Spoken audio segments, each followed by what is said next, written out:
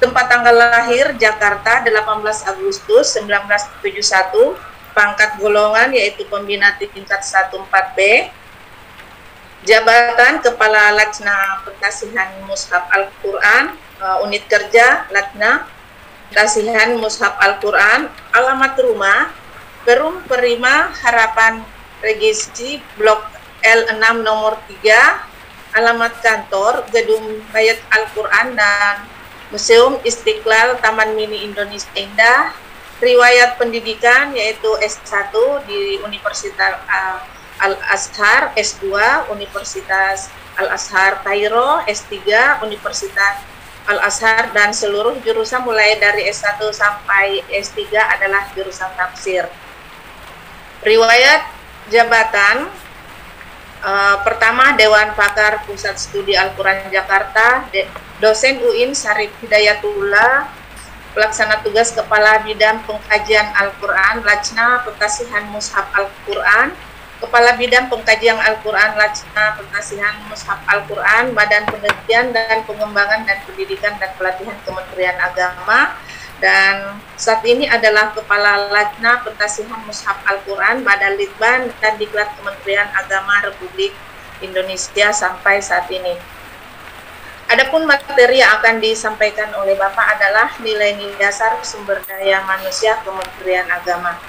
Perlu pula kami informasikan kepada Bapak narasumber bahwa pelatihan jarak jauh ini adalah wilayah kerja pada Balai Diklat Keagamaan Makassar, yaitu Sulawesi.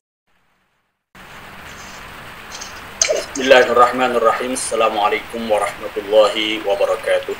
Waalaikumsalam warahmatullahi wabarakatuh. Rabbil alamin, wassalatu wassalamu ala ashrafil anbiya wal mursalin, sayyidina wa maulana Muhammadin wa ala alihi wa ashabihi ajma'in. Allahumma salli ala sayyidina Muhammadin al-fatihi lima ughliq wal khatimi lima sabaq, nasiril haqqi bil haqqi wal hadi ila siratikal mustaqim wa ala alihi haqqa qadrihi wa miqdarihi al-azim.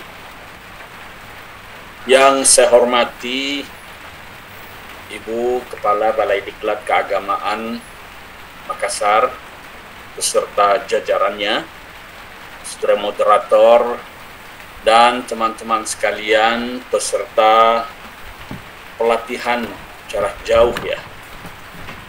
Peserta pelatihan jarak jauh, penasihatan, pembinaan, dan pelestarian perkawinan angkatan yang ketiga dan keempat. Alhamdulillah pada kesempatan siang hari ini kita dapat bersilaturahim walaupun jarak yang berjauhan, namun itu tidak menghalangi kita untuk tetap bisa bersilaturahim, bahkan juga kita bisa bertukar pikiran, berbagi pengalaman, terutama dalam meningkatkan kompetensi dan profesionalitas kita sebagai ASN Kementerian Agama.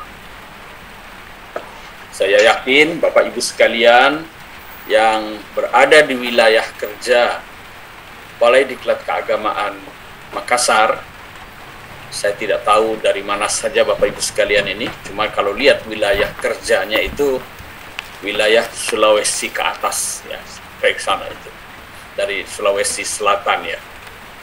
Oleh karena itu saya sangat bergembira bisa bersilaturahim dengan Bapak Ibu sekalian yang saya kira ini meliputi unsur para penjuluh agama Islam ya, karena saya tidak yakin ini hanya penghulu ya, sebab ada ibu-ibu di sini.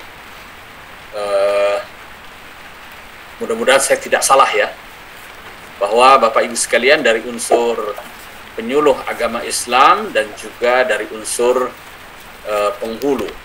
Ya. Ini adalah satu unsur penting dalam Kementerian Agama, ya, yang tentu saja berhadapan langsung dengan masyarakat, ya, di mana salah satu tugas dari Kementerian Agama adalah memberikan pelayanan di bidang keagamaan sesuai dengan tugas dan fungsi kita masing-masing ya. Materi yang dimintakan kepada saya pada kesempatan siang hari ini itu terkait dengan nilai-nilai dasar SDM Kementerian Agama ya.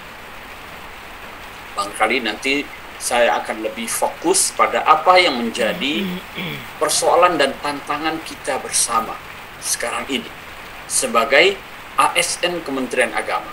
Apapun, dimanapun Bapak Ibu sekalian bertugas, maka ada hal-hal prinsip yang menjadi perhatian Kementerian Agama. Ini yang harus difahami bersama sehingga dalam menjalankan tugas kita sebagai ASN Kementerian Agama, kita tetap berada dalam satu barisan dan dengan satu obor yang sama. Ya, kita terang jalan itu. Saya mohon izin share screen ini ya, Bapak sekalian, ya sudah diperkenankan. Terkait dengan profesionalisme, nilai-nilai dasar ya. Saya kira profesionalisme atau profesionalitas itu adalah salah satu budaya yang kita harapkan dimiliki oleh setiap ASN Kementerian Agama. Kita ingat ada 5 nilai budaya dasar Kementerian Agama, salah satunya adalah profesionalisme. Inovasi, tanggung jawab, keteladanan, itu adalah nilai-nilai budaya kerja yang kita harapkan dimiliki oleh setiap ASN Kementerian Agama. Nah, terkait dengan profesionalisme ini, di sini kita lihat misalnya bahwa pegawai ASN itu adalah elemen utama ya, sumber daya yang sangat berperan dalam menentukan keberhasilan penyelenggaraan pemerintahan dan pembangunan. Ini SDM ya, kita bicara soal SDM ya, berhasil atau tidaknya pemerintahan dan pembangunan di Indonesia ini ya, kita inilah sebagai elemen utamanya.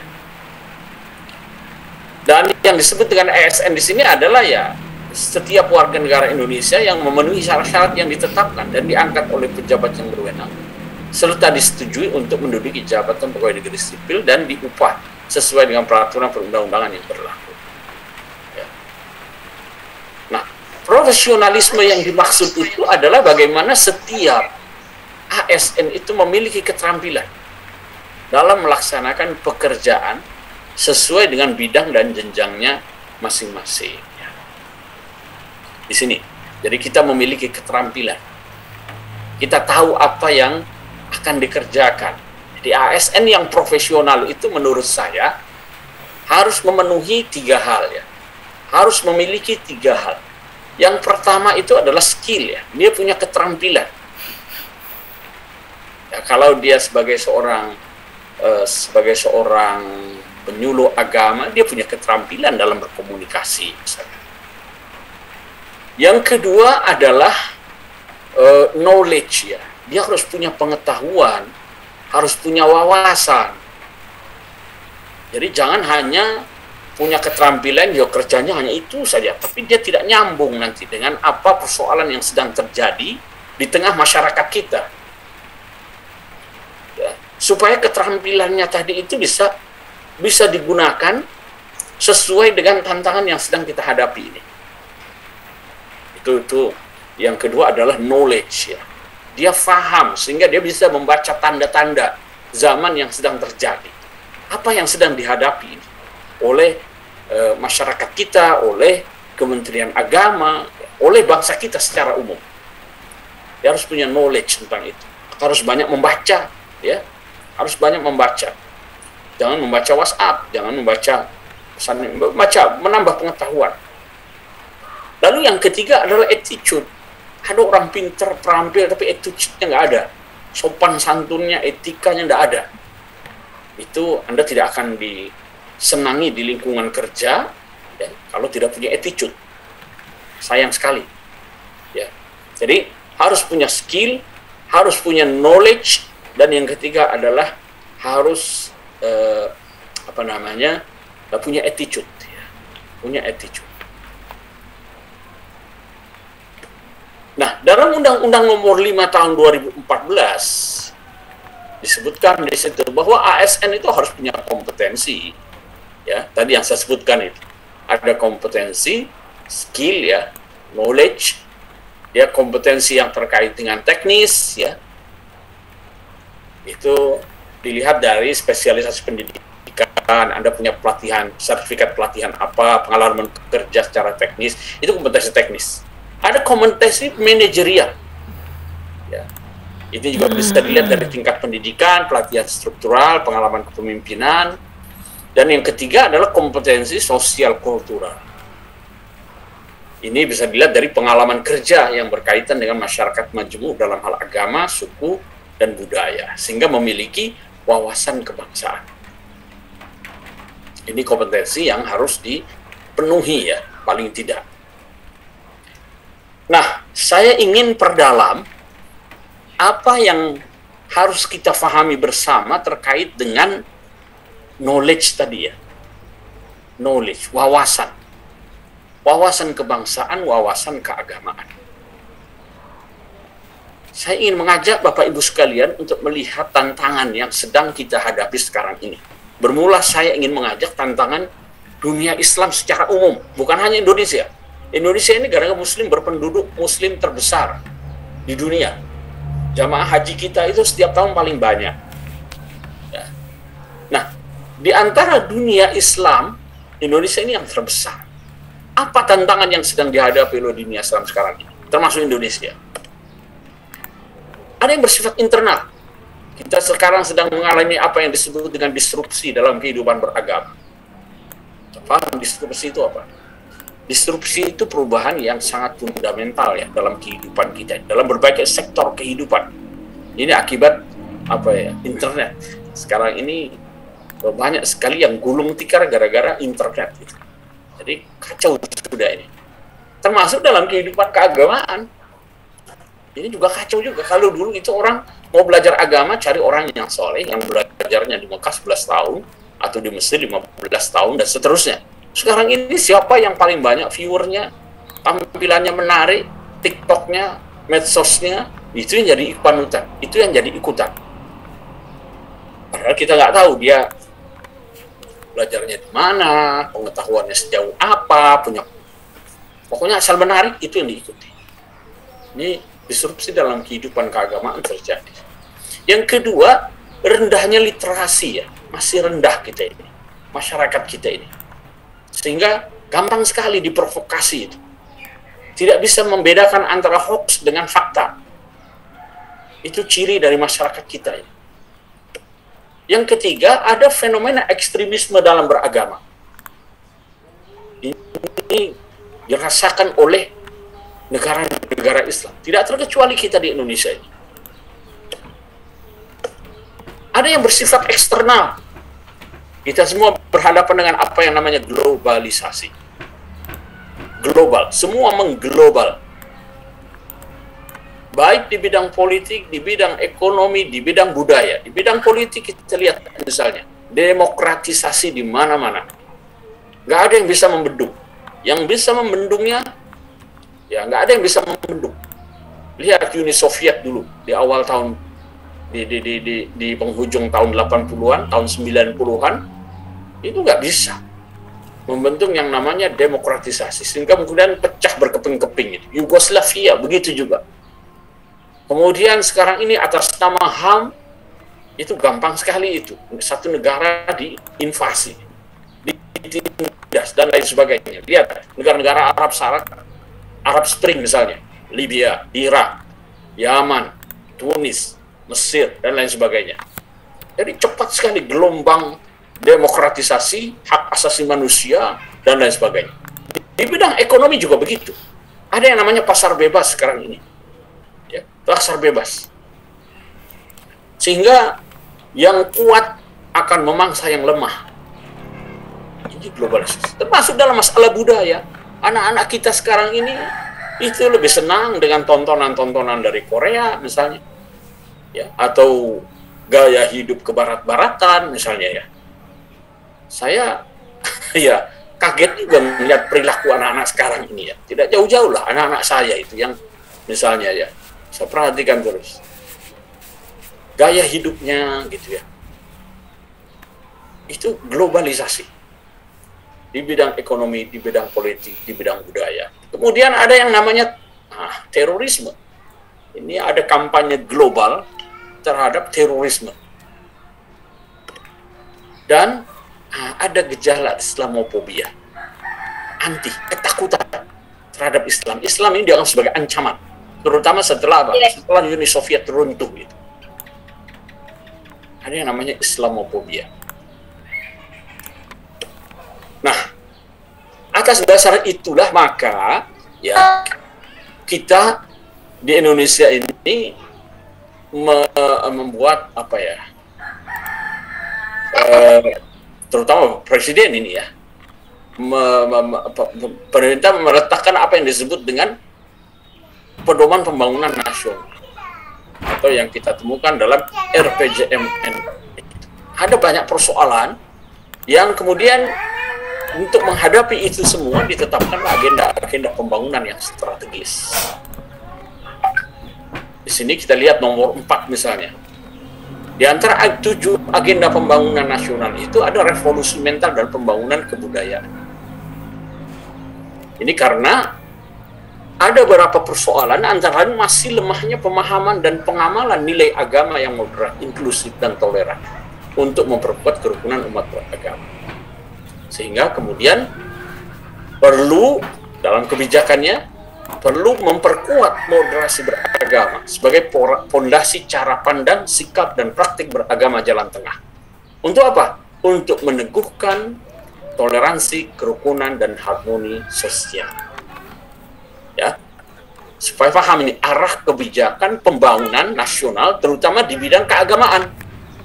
Kita sedang ini nih, memperkuat moderasi beragama. Ya. Jadi kalau ingin menuju atau ingin menjadi ASN yang profesional, Anda harus paham gitu arah kebijakan pemerintahan, terutama Kementerian Agama sebagai leading sektor dalam bidang kehidupan keagamaan. Kita sekarang ini sedang melakukan kampanye untuk penguatan moderasi beragama. Karena apa? Karena berbagai isu strategis masih menunjukkan lemahnya pemahaman dan pengamalan nilai agama yang moderat, inklusif, dan toleran. Di sini maka lalu kemudian ditetapkanlah program prioritas nasional ya, yang terkait dengan revolusi mental dan pembangunan kebudayaan. Di antara program prioritasnya, PP-nya itu nomor 3, memperkuat moderasi beragama, penguatan cara pandang, sikap, dan praktik beragama dalam perspektif jalan tengah. Jadi kalau diurut begini, logika alurnya itu ya, mengapa kita melakukan pengaruh utamaan moderasi beragama ya. Jadi ada prioritas nasional, itu PM. Ya, yang 7 agenda pembangunan nasional tadi itu ada revolusi mental, bangun kebudayaan. Ini prioritas nasional. Di bawahnya turunannya ada beberapa program prioritas PP-nya. Salah satunya tadi PP3 itu memperkuat moderasi beragama. Turunan dari program prioritas itu adalah kegiatan prioritas. Jadi lihat KP1 itu penguatan cara pandang, sikap, dan praktik beragama jalan tengah. Yang kemudian di turunannya lagi adalah proyek prioritas nasional dari KP1. Jadi KP1 tadi ada turunannya lagi. Nah, di sini lihat Bapak Ibu sekalian berperan di mana? Pengembangan penyiaran agama untuk perdamaian dan kemaslahatan umat. Penguatan sistem pendidikan yang berperspektif moderat. Pengembangan kurikulumnya, materinya, dan proses pengajaran, pendidikan guru, tenaga pendidik. Pengelolaan rumah ibadah sebagai pusat syiar agama yang toleran. Ya, ini di mana kita harus berperan ya. Nah, kalau kita lihat visi dan misi Kementerian Agama, jadi dari program nasional tadi itu dituangkan dalam visi dan misi Kementerian Agama. Ini harus paham betul ini. Visi kita apa? Kementerian beragama yang profesional dan handal dalam membangun masyarakat yang cerdas, yang saleh, cerdas, soleh, moderat, cerdas, dan unggul. Ya, kalau kita bicara membangun masyarakat, itu mulai dari individu, keluarga. Nah, di sini menjadi penting ini. Kita semua berperan untuk apa? Untuk meningkatkan ketahanan keluarga. Ya. Selain tentu saja meningkatkan kualitas pendidikan, ya. Jadi layanan pendidikan yang berkualitas. Selain itu tentu kita punya tanggung jawab untuk apa? Untuk memperkuat ketahanan keluarga. Karena keluarga itu adalah salah satu fondasi dalam membangun masyarakat. Ya. Baik, terkait dengan pengaruh utamaan moderasi beragama ini harus paham ini ya, moderasi beragama itu apa? Ini sebenarnya cara pandang dan sikap perilaku yang selalu mengambil posisi di tengah-tengah. Selalu bertindak adil, berimbang, tidak ekstrim dalam agama. Jadi intinya begini, bagaimana setiap individu pemeluk agama kita ini ya, apapun agamanya, apapun sukunya, apapun etnisnya, apapun pilihan politiknya, bagaimana antara satu dengan yang lainnya itu mau saling mendengar, ya, mau saling belajar, melatih kemampuan mengelola dan mengatasi perbedaan pemahaman keagamaan di antara mereka. Ini, ya. Sehingga di sini, ya, kita perlu, ini nggak boleh sembarangan kita ya, kita perlu pengetahuan, knowledge di situ ya. Kita harus punya attitude, berbudi, ya, nggak boleh gerasa gerusu, nggak boleh angkuh, nggak boleh arogan, harus hati-hati kita ya, dalam melaksanakan proses moderasi beragama. Kalau itu bisa kita lakukan, insya Allah ya, masyarakat yang toleran, rukun, damai itu bisa terwujud. Nah, tugas kita itu di sini, mewujudkan kehidupan yang toleran, rukun, dan damai. Baik di tingkat individu, di tingkat keluarga, maupun di tingkat nasional ya, sebagai bangsa ini. Karena kita harus sadar ya, bahwa Indonesia ini beragam. Indonesia beragam. Jadi moderasi beragama yang sekarang sering kita suarakan itu, ini adalah salah satu strategi kita. Strategi dalam merawat keindonesiaan yang multikultural. Indonesia ini multikultural ya, beragam agama, beragam budaya, beragam bahasa, beragam etnik. Ini harus dijaga. Jangan sampai karena faham-faham keagamaan tertentu, keragaman ini terganggu. Ya. Misalnya karena faham keagamaan yang fanatis, yang berlebihan, yang ekstrim, atau ada yang ingin memanfaatkan, mengeksploitasi agama untuk kepentingan-kepentingan tertentu. Lalu kemudian menimbulkan konflik, memicu perseteruan antar komponen bangsa. Nah, kita harus jaga ya, bangsa Indonesia yang beragam ini. Karena sekarang ini ya, di tingkat global misalnya ya, kita sedang menghadapi persoalan ekstremisme yang berlebihan. Ada keinginan untuk saling memusnahkan, perang, intoleransi, ada rasa benci ya di antara sesama manusia yang semuanya mengatasnamakan agama. Ini tertuang dalam dokumen persaudaraan kemanusiaan yang ditandatangani di Abu Dhabi tahun 2019. Jadi bukan hanya di Indonesia, ini sedang terjadi di banyak negara, di banyak masyarakat dunia. Nah, oleh karena itu, memang kita yang berkeinginan untuk mewujudkan kehidupan damai yang berkeadilan, memang mau tidak mau harus melakukan ini. Ya. Dan untuk itulah istilah moderasi itu sangat populer ya, terutama dalam beberapa tahun terakhir ini. Dan PBB sendiri menetapkan di tahun 2019 sebagai tahun moderasi internasional. Ya. Moderasi beragama ini penting. Untuk apa? Untuk kebersamaan umat. Tadi itu ya, merawat keindonesiaan kita yang sangat beragam ini. Dan untuk mewujudkan itu harus mengikuti Barat ya, karena nilai-nilai moderasi itu sendiri ada di dalam Islam. Moderasi itu apa sih? Moderasi itu singkatnya begini ya, kalau dalam kamus besar itu pengurangan kekerasan, penghindaran keekstriman. Ya. Dari sini maka yang dikurangi, yang dihindari keekstriman dan kekerasannya itu bukan agamanya, tapi keberagamaannya. Maka moderasi beragama, bukan moderasi agama. Karena agama itu moderat ya. Cara pandang, sikap, dan perilaku keagamaan, itu yang seringkali ekstrim, berlebihan. Ya. Itu yang perlu dimoderasi. Dan ini kalau dalam Islam itu ada namanya wasatiyah. Ya. Ada istilah wasat. Wa kadzalika ja'alnakum ummatan wasatan.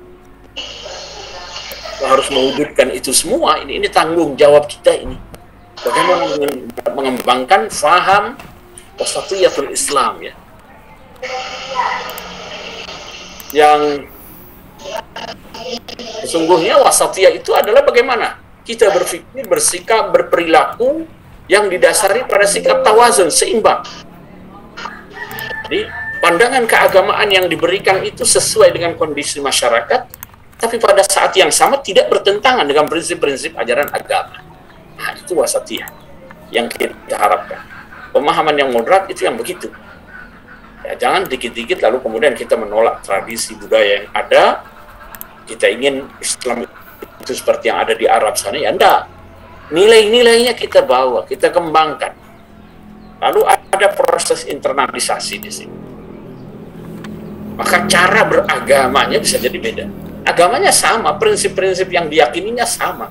Tapi dalam mengimplementasikannya, itu biasanya ada kearifan-kearifan di masing-masing wilayah. Nah, itu harus kita hargai, kita hormati. Jadi, cara beragama yang tawassut, yang moderat ini yang perlu kita kembangkan. Ya. Jangan yang gulu, yang tanatuk, yang berlebihan. Mujawazat al-had. Ini, karena umat-umat terdahulu itu hancur binasa karena sikap ini, sikap gulu, ya, ekstrim dalam beragama itu. Dan kita di dalam Al-Quran, dalam Sunnah itu banyak sekali ajaran untuk mengikuti jalan tengah.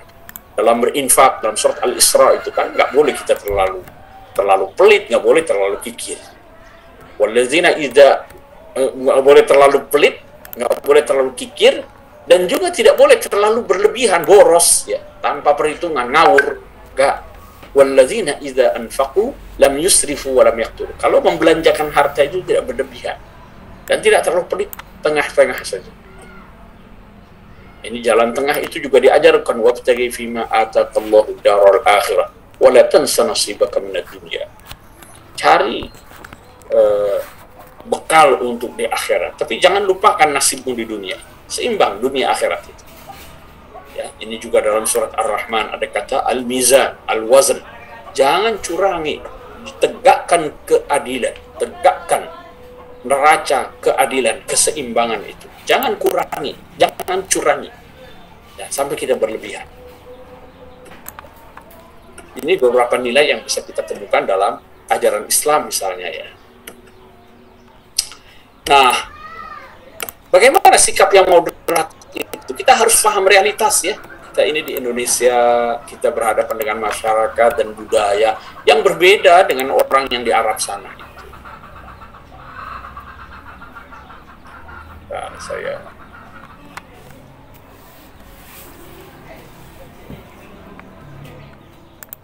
Kita harus memahami realitas itu. Kemudian ada prioritas yang harus kita dahulukan, mana yang penting, mana yang tidak, gitu ya. Ada prinsip tadarruj. Segala sesuatunya harus bertahap ya. Mau melakukan perubahan di negeri ini ya, gunakan cara-cara yang konstitusional, jangan menggunakan cara-cara yang gerasa gerusu, ya. Kadang-kadang juga ilegal, inkonstitusional. Ya. Dalam beragama ya memberikan kemudahan, ya, mau berdialog, terbuka dengan dunia luar, ya, bersikap toleran. Ini ciri daripada sikap-sikap yang moderat. Ya. Yang ekstrim itu sebaliknya. Nah, yang moderat itu dalam memahami teks-teks keagamaan juga komprehensif ya, mendalam, tidak sepotong-sepotong, kemudian memahami prinsip maqasidus syariah ya, tidak tekstualis. Ini hal-hal yang perlu diperhatikan untuk melahirkan sikap yang moderat tadi itu. Yang ekstrim ya, ini fanatisme berlebihan. Fanatisme itu boleh ya dalam beragama itu. Harus fanatik. Meyakini bahwa yang kita yakini yang paling benar itu harus. Jangan ragu. Tapi jangan berlebihan. Berlebihan itu begini. Ketika Anda meyakini sesuatu, kemudian dipegang teguh keyakinan itu, lalu kemudian Anda menyalah-nyalahkan orang lain yang tidak sefaham, yang tidak sejalan dengan keyakinan kita. Itu berlebihan. Sebab bisa jadi orang mengambil pandangan yang berbeda, punya dalilnya, punya alasannya, punya pertimbangannya. Ya. Mestinya, selama sama-sama punya dalil, bersumber dari Al-Quran dan Sunnah, jangan disalah-salahi. Kita hormati perbedaan itu. Ya. Kita harus siap menerima perbedaan. Jangan mempersulit orang. Kalau kasih tanya masalah-masalah itu ya beri yang mudah, orang senang dalam melaksanakannya itu. Jangan menganggap diri yang paling benar ya. Sebab kalau sudah menganggap diri yang paling benar, melihat orang lain itu suzon saja bawaannya. Apalagi kalau sampai pada tingkat mengkafirkan orang lain yang berbeda pandangan dengan kita. Ini ASN Kementerian Agama tidak boleh. Ada yang punya, kita ini harus bisa melayani seluruh umat beragama. Ya. Nah, ini perlu strategi ya. Pertama, kita harus membangun kesadaran bersama. Diklat-diklat semacam ini sebenarnya itu tujuannya, membangun kesadaran bersama kita. Bagaimana menjadikan moderasi beragama ini sebagai cara pandang bersama. Secara infrastrukturnya itu sudah dibuatkan ya, ada RPJMN 2020-2024 yang mengatur tentang itu. Ada rencana strategis ya, Kementerian Agama di situ digariskan visi misi kita. Lalu kemudian terkait moderasi beragama itu juga ada buku induknya. Nah, tinggal bagaimana kita sebagai ASN memberikan keteladanan. Kita memberi contoh sikap adil dan seimbang dalam perilaku dan kebijakan. Kalau itu bisa kita lakukan, insya Allah masyarakat yang soleh, moderat, cerdas, dan unggul, ya itu akan terwujud. Ini kita lihat ya, misalnya apa yang harus kita lakukan di sini. Moderasi beragama itu memang harus dilakukan di seluruh lini, di seluruh sektor kehidupan. Ya, terkait dengan pengembangan ekonomi dan sumber daya keagamaan, ya, kualitas pelayanan kehidupan beragama, kemudian penguatan harmoni dan kerukunan umat beragama, dan seterusnya. Ini masuk di seluruh wilayah. Dan di sini lihat, program prioritas nasional itu diantaranya adalah peningkatan pelayanan bimbingan perkawinan dan keluarga. Pro-PN-nya itu lihat. Ada itu ya. Ini makanya peran dari teman-teman sekalian ini sangat penting sekali ya. Bagaimana membangun ketahanan keluarga ya. Ini contohnya banyak persoalan sekarang di masyarakat kita ya. Di mana para suami misalnya kepala keluarga itu karena merasa dia yang kepala keluarga, ar-rijalu qawwamuna 'alan nisa, lalu kemudian berlaku sewenang-wenang. Ya, berlaku misalnya terlalu mensubordinasi perempuan ya. Bahkan ada yang ringan tangan segala macam ya. Dengan alasan kan di Quran itu boleh wadribuhum. Nah, ini yang kemudian menjadikan kehidupan keluarga itu tidak harmonis, terjadi kekerasan dalam rumah tangga. Walaupun tentu saja itu tidak hanya dilakukan oleh laki-laki, perempuan juga sering melakukan KDRT. Nah, ini penting sekali teman-teman sekalian bagaimana bisa menjaga keseimbangan moderasi beragama dalam kehidupan rumah tangga. Itu tidak kalah pentingnya dengan moderasi beragama dalam menghadapi persoalan intoleransi, terorisme, ekstremisme. Itu ada juga yang ekstrim ya dalam kehidupan keluarga itu. Contohnya tadi itu, laki-laki yang merasa sebagai kepala keluarga, lalu kemudian bertindak sewenang-wenang terhadap istrinya, terhadap anaknya, dan lain sebagainya. Ya, sehingga melahirkan apa? Kekerasan dalam rumah tangga. Ini banyak persoalan terjadi di tengah masyarakat kita, dan ini menjadi tanggung jawab kita ya, bagaimana memberikan bimbingan perkawinan dan menjaga keutuhan rumah tangga atau keluarga ya. Ya, jadi dalam RPJMN itu sudah ditetapkan. Kemudian Kemenag juga sudah menyiapkan regulasinya, merumuskan program dan kegiatan. Tinggal sekarang ini kita apa? Melakukan public campaign. Ya, produksi konten-konten yang sesuai sasaran. Kemudian isi ruang publik itu dengan pandangan-pandangan yang mencerahkan. Ya, ini tugas kita semua. Nah, insya Allah kalau itu kita lakukan, ya, penguatan moderasi beragama, ini kehidupan beragama kita dengan kehidupan bernegara kita akan selaras, akan sejalan. Ya. Dan bila demikian maka kita berhasil dalam menjalankan tugas dan fungsi kita sebagai ASN di Kementerian Agama. Saya kira ini, terima kasih, dan selanjutnya kita lanjutkan dengan diskusi-diskusi sajalah. Ya.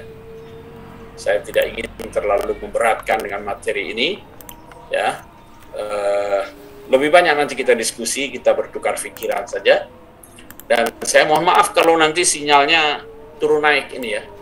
Saya sedang ada di Kepulauan Seribu ini, ada di Pulau Putri namanya, island apa itu, Perancis Island. Jadi mohon maaf kalau nanti sinyalnya turun naik. Saya kira untuk beberapa waktu ke depan kita masih bisa berdiskusi. Silahkan Bapak Ibu sekalian kalau ada pertanyaan, ada komentar, dan nanti yang menjawab tidak harus saya. Jadi teman-teman mungkin punya pengalaman yang berbeda di wilayah yang berbeda. Silahkan bisa berbagi juga. Saya kembalikan lagi kepada saudara moderator. Terima kasih. Terima kasih Pak narasumber. Mungkin Bapak Ibu sebagai peserta silahkan memberi pertanyaan. Saya Bu. Ya silahkan sebut namanya, dari mana. Ya, Bismillahirrahmanirrahim. Assalamualaikum warahmatullahi wabarakatuh. Waalaikumsalam.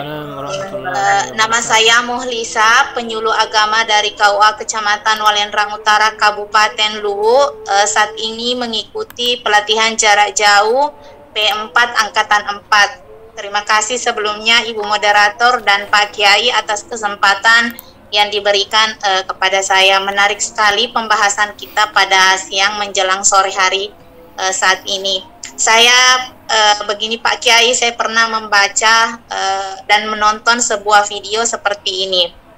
Ini kaitannya dengan banyaknya kekacauan karena ekstremisme dan fanatisme beragama yang berlebihan.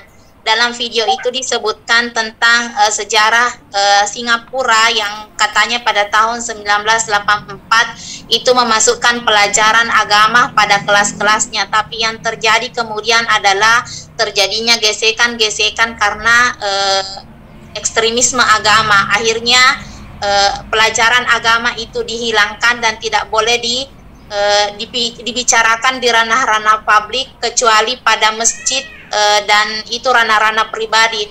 Artinya agama tidak menjadi konsumsi publik, tapi dia adalah urusan pribadi masing-masing individu. Minta tanggapannya Pak Kiai tentang bagaimana statement yang mengatakan bahwa agama itu harus dipisahkan dalam kehidupan karena menghindari pertikaian yang seperti yang sudah terjadi sebelumnya. Terima kasih, itu mungkin dari saya. Wassalamualaikum warahmatullahi wabarakatuh. Waalaikumsalam warahmatullahi wabarakatuh. Terima kasih Bu Muhlisa.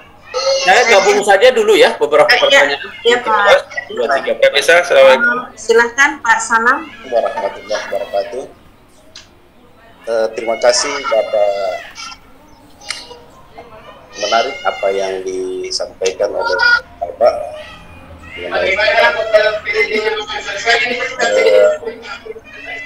pertanyaan pertama kami, Pak. Generasi beragama, kemudian di internal kita di Islam sendiri, hubungannya dengan penentuan awal bulan, di mana kita di Indonesia masih sering terjadi perbedaan penentuan tanggal 1 atau tanggal 1 Syawal. Seperti yang dikemukakan oleh Bapak tadi, sepanjang masih ada dasar dalam Al-Quran maupun hadis, itu ya tetap kita melakukan menghormati perbedaan-perbedaan tersebut. Tetapi yang menjadi semacam pertanyaan yang sulit terjawab sampai saat ini untuk kami, Pak Kiai, adalah di penentuan itu mungkinkah terjadi dalam satu wilayah tertentu terjadi satu tanggal 1 terdapat 2 hari.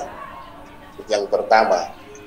Kemudian jika misalnya kita hormati tanggal 1 yang pertama itu adalah merupakan tanggal 1 dan itu yang benar menurut Allah Subhanahu wa Ta'ala, kemudian tanggal 1 yang berikutnya itu yang salah, kita sebagai orang Muslim kira-kira bagaimana pandangannya itu? Oke, itu yang pertama.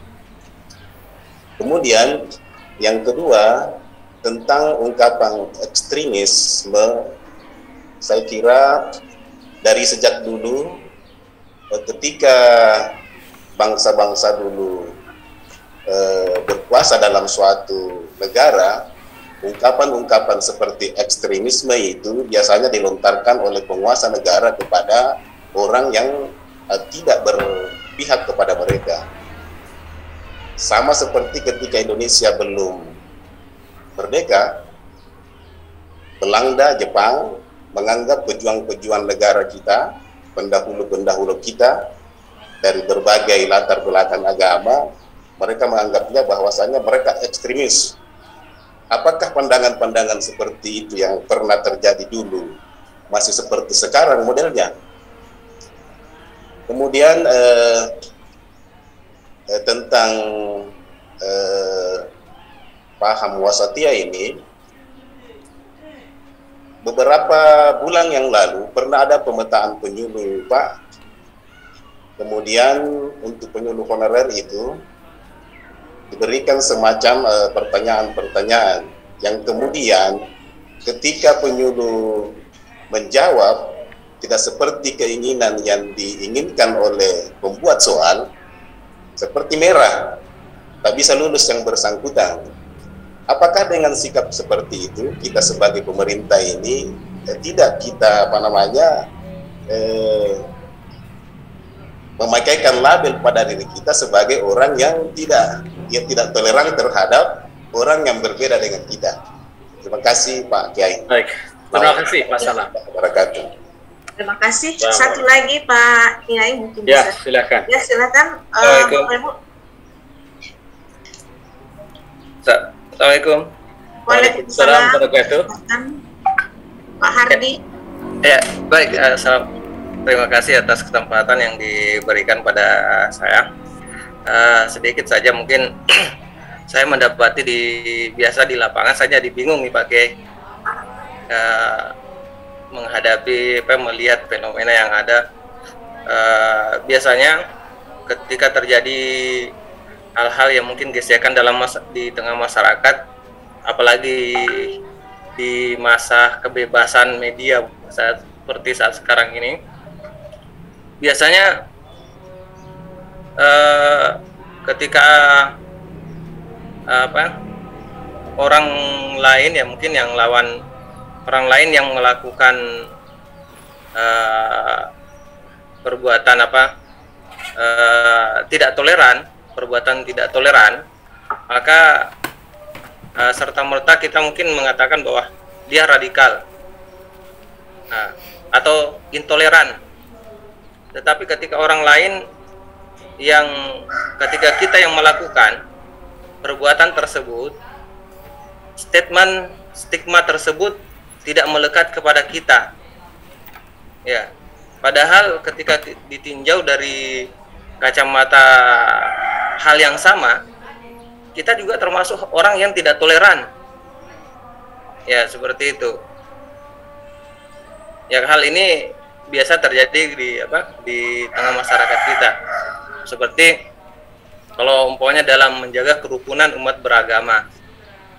Ya, ketika ada umat lain yang ingin membangun rumah ibadah, kemudian serta-merta umat Islam menolaknya sampai buat apa dan seterusnya.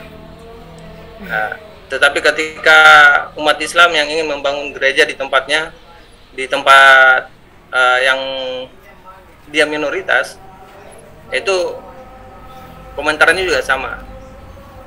Ya, seperti itu. Akhirnya yang terjadi adalah kemudian kita semua hanya melihatnya bahwa ketika kita yang melakukan, kita mengatakan saya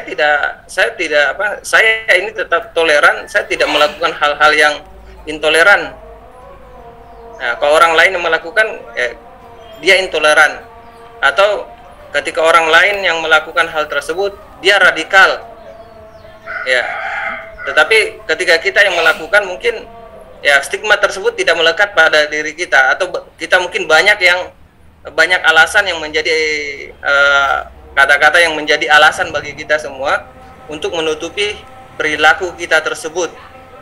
Nah, selanjutnya yang kedua adalah untuk menjaga kerukunan di tengah umat Islam kita saat sekarang ini. Saya pikir pemerintah perlu menertibkan orang-orang yang senantiasa membuat gaduh, ya, membuat gaduh situasi kita. Nah, terutama hal-hal yang kalau saat sekarang ini, kemarin minta maaf, ya, saya melihat kasus Ustadz Somad ini menjadi sesuatu yang heboh lagi. Ya, ini penting untuk kita jadikan pelajaran bahwa sebenarnya bagi kita perlu menjaga sesama kita, atau membuat karena orang lain yang bukan dari golongan yang melakukan, kemudian kita biarkan begitu saja, mungkin seperti itu. Atau bagaimana yang perlu kita lakukan. Mungkin demikian, Ustaz. Terima kasih. Assalamualaikum warahmatullahi wabarakatuh. Waalaikumsalam warahmatullahi wabarakatuh. Ya, terima kasih untuk sesi pertama. Yang 3 dulu, Pak, tapi Pak Kiai agak banyak ini ya. Disilakan, Pak, untuk memberikan masukan atau tanggapan terhadap peserta. Sebentar, Bu, ya. Oh iya, Pak. Saya mencatat semua ya apa yang ditanyakan tadi. Ini pertanyaannya bagus-bagus sekali nih tanggapannya. Saya senang responnya sedemikian baik ya dari teman-teman sekalian, terutama praktik di lapangan. Bagaimana kita menyikapinya? Pertama dari Ibu Mukhlisah tadi ya, terkait dengan ekstremisme dan fanatisme.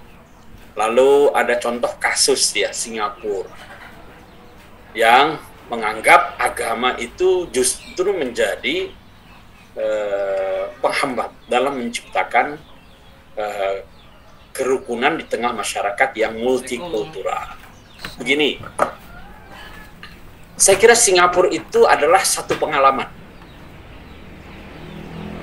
Sebagaimana juga beberapa negara di Eropa, Amerika, di Barat ya. Mereka punya pengalaman bahwa agama itu dianggap sebagai, kalau dulu komunisme itu menganggapnya sebagai candu. Ya. Hanya mengajak orang untuk berhayal-hayal saja. Kemudian agama itu dianggap mengajarkan kekerasan, dan seterusnya. Jadi begini, Barat itu punya pengalaman traumatik terhadap agama. Anda bisa tahu ketika sejarah Renaissance dulu, tahun abad ke-17, abad ke-18, bagaimana pertentangan antara gereja dengan para ilmuwan. Ya. Ada penemuan-penemuan ilmiah yang kemudian itu membuat Barat sekarang ini melaju cepat, itu oleh gereja ditentang. Kalau itu bertentangan dengan dogma ajaran gereja, itu habis. Galileo itu contohnya. Jadi mereka mengalami konflik antara agama, gereja dengan ilmu pengetahuan. Di sini konflik antar agama dengan kehidupan, dengan ilmu pengetahuan. Barat punya pengalaman itu. Ada trauma dengan agama. Sehingga kemudian mereka meninggalkan agama. Ya, meninggalkan agama. Memilih jalan kehidupan sekuler. Dipisahkan itu, udah agama itu wilayahnya di gereja saja. Kalau untuk mengatur masalah politik, ekonomi, jangan ikut-ikut. Itu yang disebut dengan sekularisme. Singapura punya pengalaman itu. Kalau kita lihat sejarahnya, dulu kan dia bagian dari Malaysia. Dulu mayoritas adalah Melayu di situ. Lalu kemudian banyak penduduk dari berbagai macam etnik, agama yang juga ada di situ. Karena dia kota pelabuhan dulu itu. Sehingga masyarakatnya multikultural. Nah, dari pengalaman trauma banyak negara dalam hubungan antara agama dengan politik, dengan ekonomi dan lain sebagainya, kemudian mereka memilih itu tadi. Ya, karena apa? Karena pandangan-pandangan keagamaan yang sempit. Ya, bukan karena agamanya sendiri, tapi pemahaman keagamaan yang sempit, yang ekstrim, sehingga kemudian agama itu tidak kompatibel dengan kemajuan di berbagai sektor kehidupan. Nah, disinilah tantangan kita, bagaimana menghadirkan agama yang mencerahkan, yang moderat, yang adaptif terhadap berbagai perkembangan. Bukan agama yang tertutup begitu ya, eksklusif. Itu tantangan kita. Di kita ini sudah ambil jalan tengah ya. Indonesia ini bukan negara sekuler yang mengabaikan agama, bukan. Tapi Indonesia juga bukan negara agama, dalam arti negara teokratik, bukan.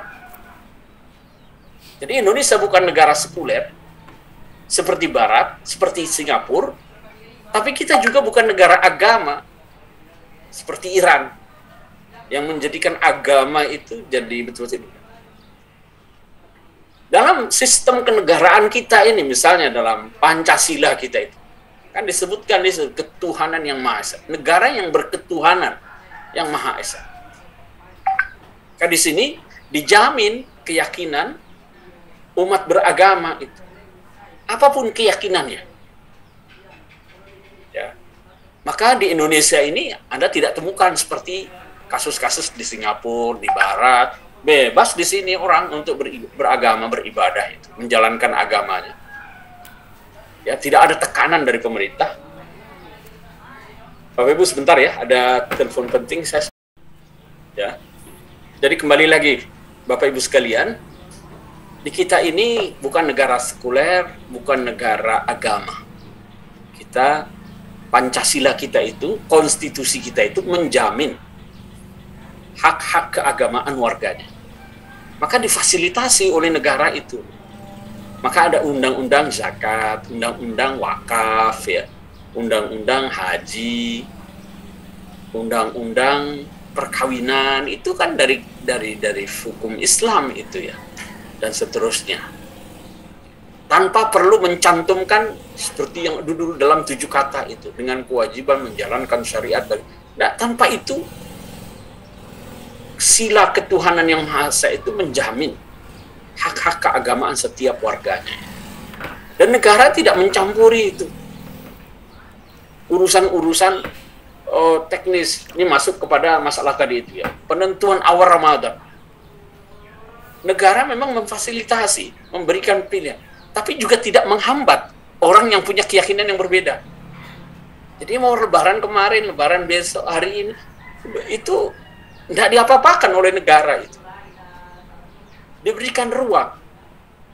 Ya, diberikan ruang karena itu menyangkut masalah khilafiyah internal umat beragama. Negara tidak boleh mencampuri. Jadi urusan khilafiyah internal umat beragama, negara tidak boleh mencampuri, tidak boleh mengatur. Tapi dia bisa memberikan alternatif. Ya. Tapi kalau sudah menyangkut kepentingan umum, ada satu faham keyakinan yang mengganggu ketertiban umum, bikin ribut, di situ lalu kemudian negara hadir, ya, ada yang dibubarin gitu ya.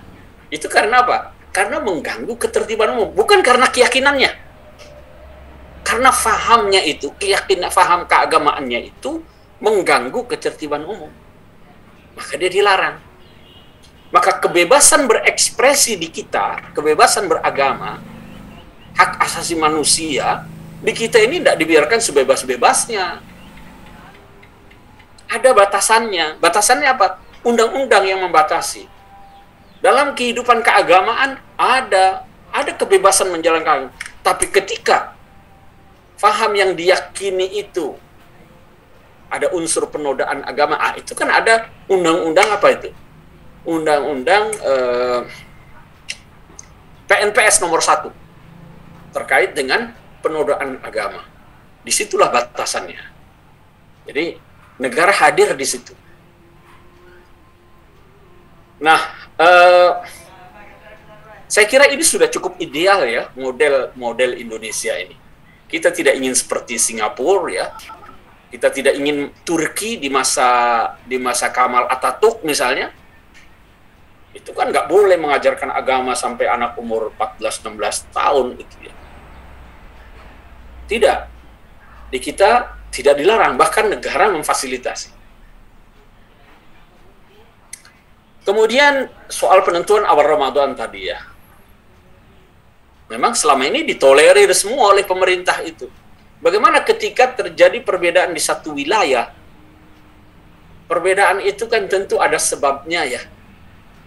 Dasarnya memang sama-sama Al-Quran, Sunnah. Tapi kan cara pembacaannya itu yang berbeda. Cara menafsirkannya itu yang berbeda. Masing-masing punya manhaj, punya metode. Dalam penentuan hilal, Ramadan, atau Syawal kan kita tahu ya. Ada yang mazhab imkanur ru'ya, ada yang mazhab misalnya dengan hisab ya, dengan ru'ya, hisab. Tentu berbeda manhaj, tentu juga akan berbeda hasil, walaupun dalilnya sama. Tapi kalau cara membacanya berbeda, ya pasti akan berbeda juga ya. Mungkinkah di satu wilayah? Mungkin sekali terjadi. Kalau cara membacanya itu berbeda. Yang satu menggunakan misalnya hisab. Ya dari jauh-jauh hari dia sudah bisa menentukan. Yang satu menunggu ru'yah. Ya pasti berbeda itu. Lalu bagaimana ketika terjadi perbedaan di satu wilayah? Ya sesuai keyakinannya saja. Jangan dicampur-campur. Kalau saya meyakini hari ini sudah lebaran, yang satu belum, jangan dianggap saya berlebaran di hari bulan Ramadan. Jangan. Jangan katakan juga orang yang masih puasa, Anda puasa kok di hari lebaran. Tidak boleh itu. Loh, menurut keyakinannya kan dia belum. Menurut keyakinan kita kan kita sudah lebaran. Jadi jangan campur-campur. Masing-masing sesuai keyakinannya saja. Itu kalau sampai terjadi perbedaan di satu wilayah. Kemudian begini, ya sering sekali memang ini tuduhan-tuduhan ekstrim, radikal, dan seterusnya, itu sering ditujukan dari rezim penguasa ke oposisi. Yang kuat kepada yang lemah. Dulu Belanda itu menuding kita ini, pejuang-pejuang kita itu ekstremis, ya. Ekstremis. Inlander misalnya gitu. Nah, begini, kita dalam konsep moderasi beragama yang sekarang diperkenalkan oleh Kementerian Agama, jangan ditarik ke ranah yang lebih ini ya. Jadi konsep moderasi beragama kita itu sesungguhnya terkait dengan kehidupan bersama.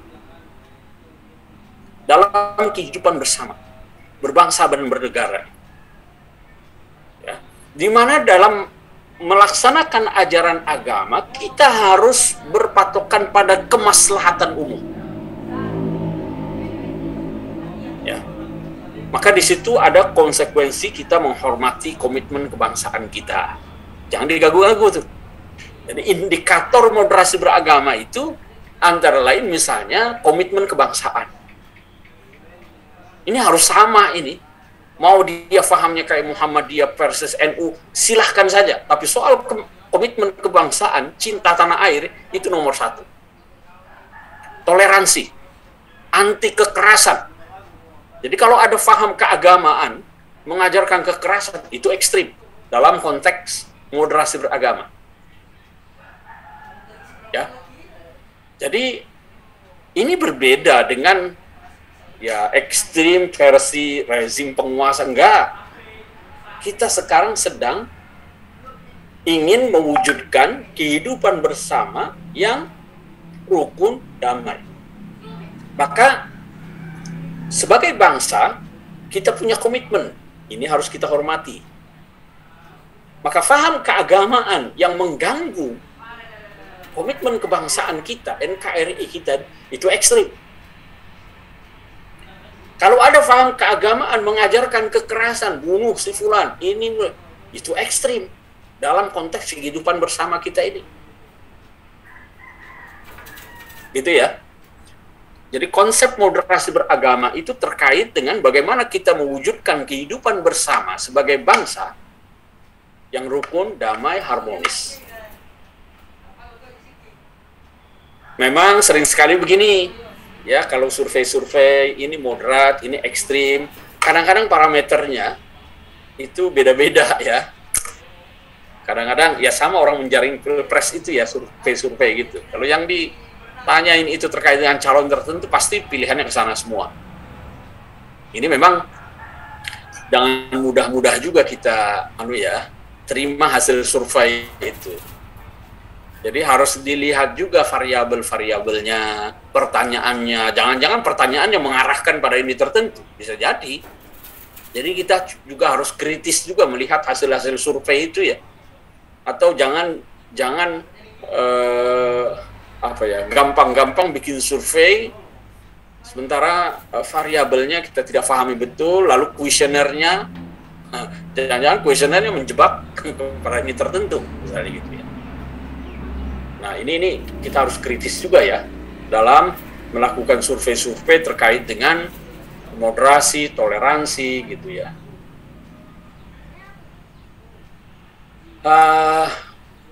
Itu Pak Salam ya, Jeneponto tadi. Makasih ya. Lalu Pak Hardi ini, memang begini ya, dalam kehidupan masyarakat yang plural, gampang sekali terjadi gesekan. Gesekan itu kan terjadi ketika kepentingan warga yang individu yang bermacam-macam itu tidak bertemu pada satu titik, kan gitu ya. Kalau bertemu pada satu titik, kompak dia rukun itu. Tapi begitu kepentingan antar individu, antar kelompok tidak bertemu, itu biasanya gampang sekali terjadi gesekan. Nah, kita di era media sosial ini punya kebebasan berekspresi. Sehingga potensi konflik itu bisa lebih luas, bisa lebih banyak ya. Terutama masyarakat kita yang masih rendah literasi digitalnya, itu akan mudah sekali diprovokasi oleh postingan-postingan yang ada di media sosial. Dengan dalih apa? Kebebasan berekspresi. Kebebasan dalam Islam itu bukan kebebasan yang mutlak, kebebasan yang bertanggung jawab. Karena dalam Islam itu innas sam'a wal basara wal fuada kullu ulaika kana anhu mas'ula. Hati-hati menggunakan kebebasan kita itu ya. Terutama kebebasan berekspresi, Kebebasan yang dimaksud dalam Islam itu adalah kebebasan yang bertanggung jawab tadi. Maka tidak semua yang ini harus disampaikan. Kadang-kadang kita harus lihat-lihat juga. Ini kalau disampaikan manfaat atau tidak. Ada berita benar saja belum. Jangan ini, kadang-kadang kita tidak saring dulu, main share saja itu. Ya. Yang benar saja kita harus timbang. Ini kita share atau jangan. Kalau di-share itu kira-kira akan bermanfaat atau tidak. Kita timbang-timbang ya. Kemudian begini, dalam menilai ini toleran, ini ekstrim ya. Kadang-kadang kita kan subjektif sekali itu ya. Tapi sekali lagi, seperti saya katakan tadi, konsep moderasi beragama itu kaitannya dengan kehidupan kita bersama sebagai bangsa. Sebagai bangsa Indonesia ini. Kita harus bisa mempertimbangkan aspek kemanusiaan. Yang kedua, aspek kemaslahatan umum. Ini yang harus kita jaga ya. Kalau soal perbedaan keyakinan individu masing-masing, udahlah kita toleran saja di situ. Ya. Ini masalah pendirian rumah ibadah, ini juga sering menjadi, karena apa? Karena kita melihatnya itu dari apa ya, timbangan mayoritas minoritas. Sering sekali yang mayoritas itu tidak toleran terhadap yang minoritas. Ya, sering sekali itu. Kita lihat misalnya ya, bagaimana di tengah minoritas saudara-saudara kita yang minoritas muslim di wilayah-wilayah timur misalnya itu. Mereka juga sulit itu mendirikan masjid musola itu. Sementara kita yang hidup di tengah mayoritas muslim misalnya, juga begitu. Yang minoritas itu juga mengalami kesulitan membangun gereja. Nah, itu kalau pendekatannya minoritas-mayoritas. Maka disinilah negara hadir ya, maka ada namanya PBM, peraturan bersama 3 menteri. Ya, yang mengatur peraturan bersama 2 menteri. Menteri Agama dengan Menteri Dalam Negeri. Terkait apa? Terkait dengan pendirian rumah ibadah. Di sini negara hadir, mengatur. Rumah ibadah itu bisa didirikan dengan syarat-syarat ketentuan ini dan seterusnya. Ya. Jadi saya kira pendekatan mayoritas minoritas itu perlu kita buang jauh-jauh ya. Supaya apa? Ya supaya kita ini rukun lah. Jangan sampai kemudian kita terus dibayang-bayangi oleh konflik antara mayoritas dengan minoritas itu. Yang harus kita pahami dan diletakkan nomor 1 itu adalah kita ini semua, baik itu mayoritas minoritas, adalah warga negara yang memiliki hak dan kewajiban yang sama di depan hukum, di mata undang-undang, di mata konstitusi. Kita punya hak dan kewajiban yang sama sebagai warga negara. Jadi kewarganegaraan ini yang harus kita dahulukan ya. Bukan itu tadi mayoritas minoritas. Kalau pendekatan itu nanti konflik akan terus sering terjadi. Ya. Saya kira itu Bapak Ibu sekalian tanggapan balik dari saya. Terima kasih. Masih bisa ini Pak ditambah pertanyaan atau satu lagi? Satu lagi deh. Ya, satu lagi ya Pak ya. Ya Bapak Ibu silahkan karena ini menarik karena Bapak Ibu. Terima kasih. Ya, Ibu Rahmawati, silahkan Ibu. Terima kasih. Assalamualaikum warahmatullahi wabarakatuh. Waalaikumsalam warahmatullahi wabarakatuh. Menarik sekali materi pada sore hari ini. Gini Bu, Ustaz, ini ada kasus yang terjadi pada wilayah saya ini.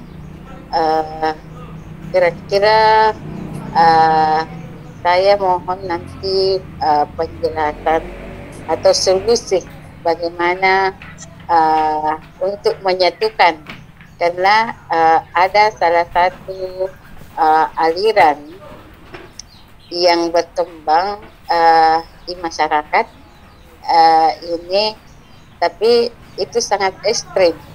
Dia tidak mau menerima pendapat dari warga-warga yang lain kalau bukan ini.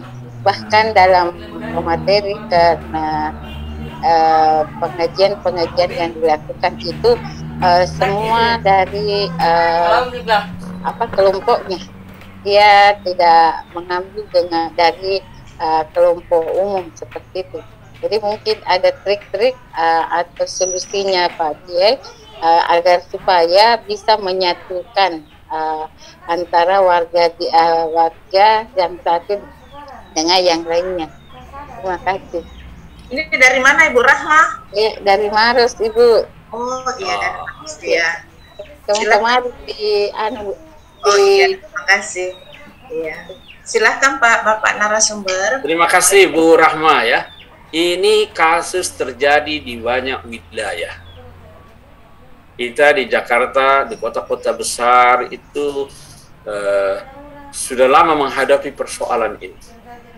Kelompok-kelompok kajian yang eksklusif ya, yang tidak terbuka dengan orang lain.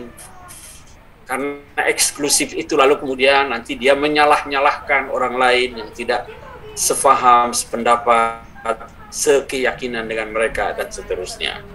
Ini memang terjadi terutama di era reformasi ini sebagai buah dari keterbukaan. Di era reformasi ini semua kita ini mengalami euforia kebebasan, termasuk kebebasan beragama. Berbagai macam faham, baik yang bersifat transnasional maupun yang bersifat lokal bermunculan. Yang aneh-aneh itu. Dari dalam negeri banyak, yang dari luar juga banyak. Nah, kita tidak ingin perbedaan pemahaman, perbedaan agama itu menimbulkan konflik di tengah masyarakat kita itu. Nah, salah satu caranya adalah dengan memperbanyak ruang-ruang perjumpaan, ruang-ruang dialog. Jadi harus sering-sering ngopi bareng, Bu. Gitu. Nah, kelompok-kelompok eksklusif itu memang selangkah lagi kemudian menjadi ekstrim. Sudah ekstrim itu selangkah lagi sudah jadi teroris. Itu selangkah dua langkah itu arahnya. Jadi memang harus sering-sering didekati. Sering-sering didekati, sering ngobrol bareng, sering dialog, ya. Tidak usah mempersoalkan keyakinan yang berbeda itu. Tidak usah. Ya, sebab kalau kita mulai dari perbedaan, nanti tidak kelar-kelar itu. Ya, karena dia punya dalil, kita punya dalil. Itu kalau mulainya dari perbedaan. Dari mana kita mulai? Dari persamaan. Apa yang kita sepakati dengan mereka? Kalau kita hidup dalam satu lingkungan, ajak mereka untuk bersama-sama kita menyelesaikan persoalan bersama. Ajak bareng-bareng tuh, ini got kita sedang kotor ini, saluran air kita ini sedang, ayo sama-sama kita kerja bakti. Di situ kan kita nanti ngobrol, satu buatkan kopi, satu menyediakan makanan, sambil ngobrol-ngobrol, ketemu lah gitu. Ya, jadi kita dekati mulai dari hal-hal yang kita sepakati bersama. Soal lingkungan, soal pendidikan, soal perekonomian, ini kan menjadi konsen bersama. Jangan mulai dari perbedaan keyakinannya. Kenapa Anda melakukan ini? Mana dalilmu? Ribut itu nanti. Itu ada satu prinsip, kaidah emas dalam kita menyikapi perbedaan, membangun kebersamaan. Itu ada satu prinsip, nata'awanu fima ittafaqna alaihi. Kita bekerja sama dalam hal-hal yang kita sepakati. Masalah kemiskinan, ekonomi, masalah lingkungan kita, itu masalah-masalah kita bersama. Mulai dari situ, kita bisa bekerja sama dengan mereka. Buat ruang-ruang perjumpaan untuk hal-hal yang begini. Wa ya'zuru ba'duna ba'dan fi makhtalafna fi. Dan kalau dalam hal-hal yang kita berbeda faham, sudahlah. saling memaklumi saja, saling memahami saja. Tidak usah diperuncing, tidak usah diperbesar. Kita hormati keyakinan masing-masing. Jadi begitu cara menggandengnya, Bu, ya. Buka ruang-ruang perjumpaan itu, perbanyak. Ya, artinya harus sering ngopi bareng. Di situ nanti akan terbaca itu jalan pikirannya seperti apa. Ngobrolin hal-hal yang kita sepakati bersama. Jangan debat yang berbeda-beda itu, nanti nggak akan kelar-kelar itu. Begitu ya, Bu Rahma. Terima kasih. Pak, sedikit pakai banyak atas waktu juga ini, tapi kalau Bapak narasumber mau memberikan waktunya, karena ini waktu sudah lewat jam 3 ini, saya mau izin. Sudah waktunya Bapak Ibu, jadi mungkin mudah-mudahan kita akan bertemu lagi nantinya untuk kegiatan pelatihan moderasi beragama, karena ini merupakan RPJM untuk Kementerian Agama 2020 sampai 2024 kita akan selesaikan nantinya, insya Allah. Dan mudah-mudahan Bapak narasumber selalu diberikan kesehatan, kekuatan oleh Allah Subhanahu Wa Taala, dan kita akan bertemu di tempat-tempat atau kegiatan-kegiatan yang lain. Demikian, terima kasih Bapak narasumber. Semoga materi ini dapat bermanfaat untuk kita semuanya. Dan khususnya untuk kami sendiri dan sebagai peserta untuk kegiatan PJJ, walaupun jauh tetapi semuanya dapat menyimak dan semua kegiatan ini sudah diterima dengan baik. Mudah-mudahan kegiatan ini dapat bermanfaat baik di dalam diri sendiri maupun di lingkungan masyarakat dan negara. Terima kasih Bapak narasumber. Demikian, billahi taufiq wal hidayah. Wassalamualaikum warahmatullahi wabarakatuh. Waalaikumsalam warahmatullahi wabarakatuh. Terima kasih Pak. Terima kasih Bapak Ibu sekalian.